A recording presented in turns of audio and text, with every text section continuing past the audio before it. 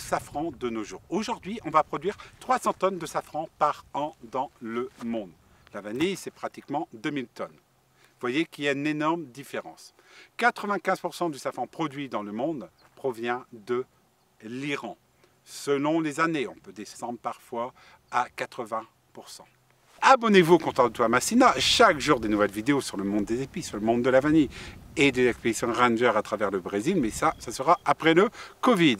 Les pays producteurs de safran. Vous avez l'Iran, bien sûr, le premier producteur mondial, l'Espagne, l'Inde, la Grèce, le Maroc, l'Italie, l'Azerbaïdjan, l'Afghanistan, qui propose l'un des meilleurs safrans au monde, et même on en trouve du côté du Cachemire et au Pakistan. Au Brésil, on a tenté l'aventure. Ça n'a pas trop fonctionné. Et même à Minas, on est plutôt sur une terre de café qu'une terre de safran. Le saviez-vous qu'en Europe, on produit aussi du safran? Par exemple, dans le Quercy, on produit du safran. En Suisse aussi. La Suisse produit 5 kg de safran par an.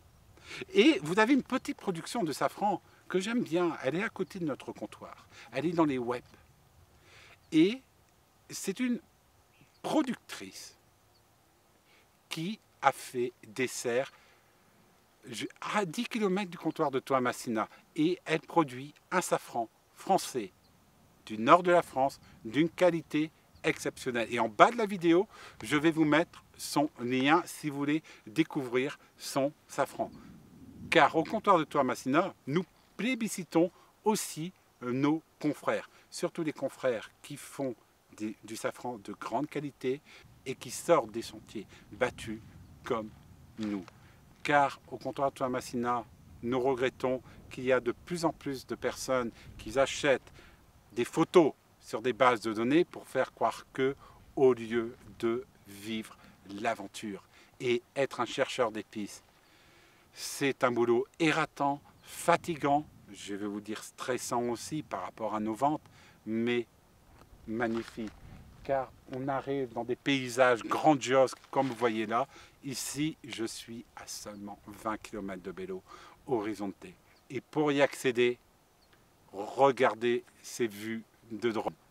C'est vraiment un sentier hors des sentiers battus, hors d'une route en asphalte.